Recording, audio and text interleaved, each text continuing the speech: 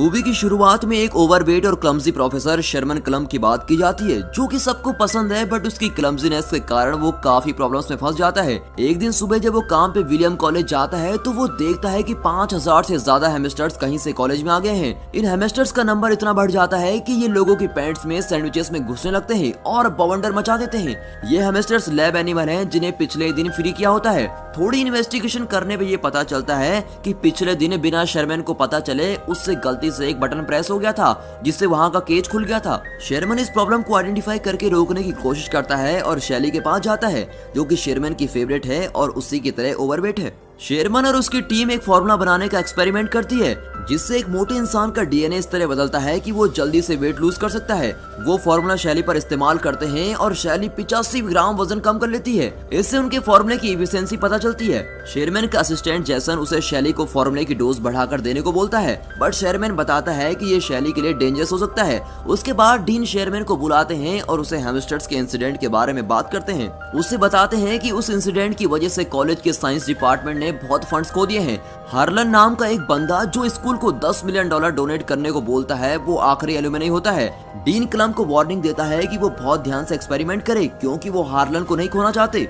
Sharman class ले रहा होता है और उसके मोटे पेट से बोर्ड पर लिखा हुआ कुछ इरेज हो जाता है। वो ये चीज नोटिस करता है और उसके साथ वहाँ बच्चे भी हंसने लगते हैं। उसके बाद मिस कार्ला नाम की एक न्यू टीचर उससे मिलने आती है। मिस कार्ला ने केमिस्ट्री में ग्रेजुएशन की होती है और हॉल के पास में क्लास को पढ़ाती है। शर्मन को उसकी सुंदरता और काइंडनेस बहुत अच्छी लगती है। कार्ला शर्मन को बताती है कि वो उसे हमेशा से मिलना चाहती थी और वो उसके काम को बहुत पसंद करती है। उसी दिन शर्मन डिनर पे अपनी फैमिली से मिलता है और उसकी फैमिली में सब ओवरवेट हैं। शर्मन रियलाइज करता है कि ये फैमिली प्रॉब्लम है, बट उसके पिता को मोटे और ओवरवेट होने पे खुशी होती है और वो शर्मन को बोलते हैं कि वो कुछ भी कर सकता है, मगर अपना वेट कम नहीं कर सकता। उसके पिता को खाते समय गैस पास करने की बुरी आदत होती है और वो तब तक गैस पास करते रहते हैं जब तक वो पोटी ना कर दे। उसके पिता की इस हरकत से वो बहुत शर्मिंदा होता है और जैसे उसके पिता अपने कपड़े बदलने के लिए उठते हैं, उसकी माँ उससे बोलती है कि चाहे वो बाहर से कैसा भी दिखता है, मगर उसका दिल साफ और सुंदर है और ये बहुत ही जरूरी होता है। ये सब सुनकर शर्मन मोटिवेट हो जाता है और कार्ला के घर उससे डेट पे चलने के लिए पूछने चला जाता है।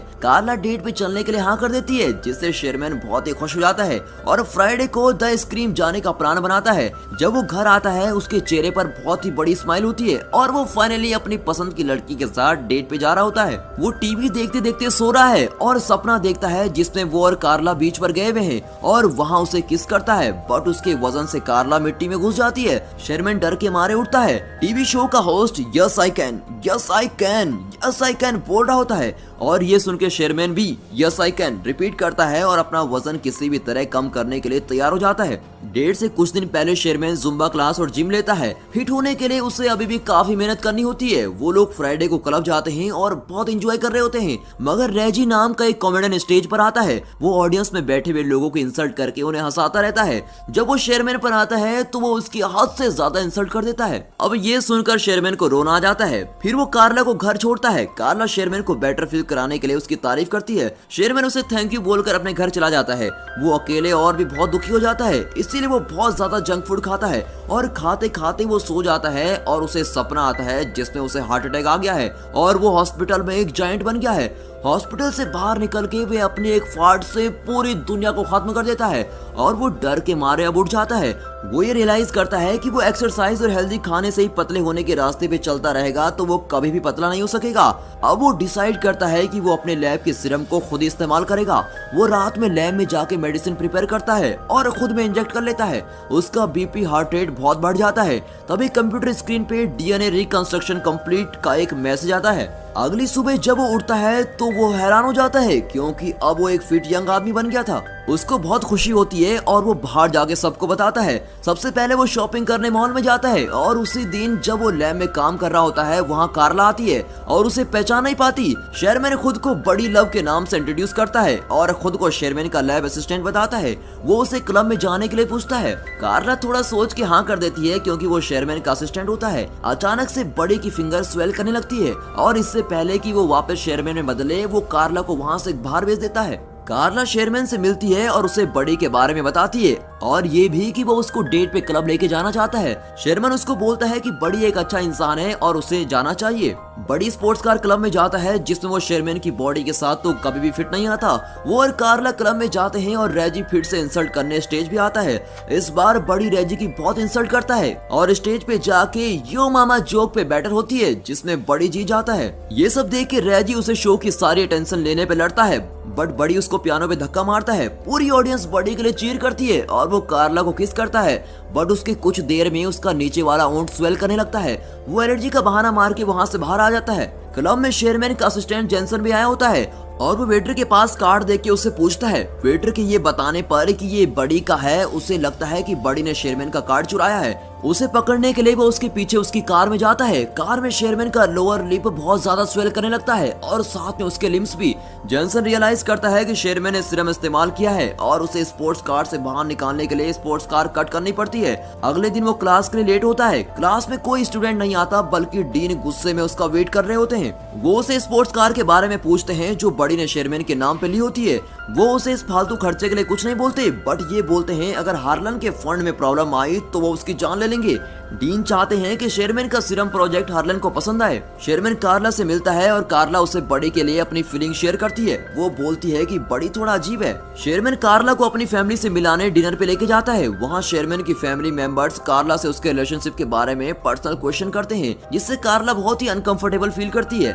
शेरमैन के फादर के फाड़ से वो बहुत ही अजीब फील करती है। फिर शेरमैन उसको घर छोड़ता है और उसे अपनी फैमिली की तरफ से माफी मांगता है। कार्ला शेरमैन को बताती है कि वो बड़ी की कॉल आने का इंतजार कर रही है। ये सुनकर शेरमैन को एहसास होता है कि वो कार्ला के पास बस बड़ी बन के ही जा सकता है और इसीलिए वो लैब में सीरम कंज्यूम करने जाता है, मगर जेंसन उसे मना करता है क्योंकि जब भी वो सीरम लेता है तो उसका टेस्टोस्टेरोन लेवल बहुत ही बढ़ जाता है और बड़ी बिल्कुल भी शेरमैन जैसा नहीं होता और अगर ये ज्यादा देर तक किया तो बड़ी शेरमैन की पूरी बॉडी पे कब्जा कर लेगा। जेसन उसको रोकने की कोशिश करता है बट बड़ी बहुत ही चालाक है। बड़ी कार्ला को लेके होटल जाता है जहां हार्लन शेरमैन का वेट कर रहा होता है। डीन और कार्ला बड़ी को सीरम का आइडिया हार्लन को प्रेजेंट करने के लिए बोलते हैं। अब बड़ी हार्लन को अच्छे से एक्सप्लेन करता है और वहां खड़ी लड़कियों को फिजिकली डिस्क्राइब करता है और साथ ही शेरमैन के नाम का पूरा क्रेडिट भी ले लेता है। कार्ला को ये सब देख के बहुत ही शॉक लगता है और वो बड़ी को ये बात जाके बोलती है।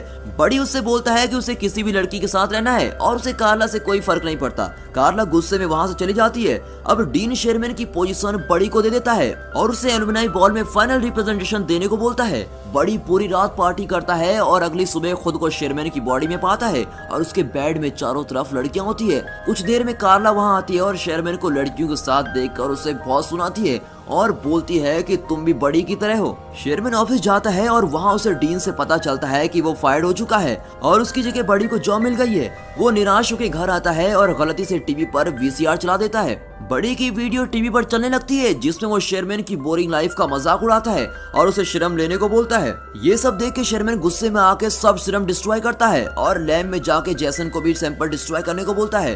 बड़ी ने शेरमैन की डाइट ड्रिंक में भी सीरम मिलाया होता है और जैसे ही शेरमैन उसे पीता है वो बड़ी में बदल जाता है और वो एलुमनाई हॉल में चला जाता है। जेसन कंप्यूटर में देखता है जिसमें मैसेज आता है कि बड़ी का टेस्टोस्टेरोन लेवल बहुत ज्यादा बढ़ चुका है और अगर उसने एक और डोज ले ली तो शेरमैन मर जाएगा और बस बड़ी रहेगा।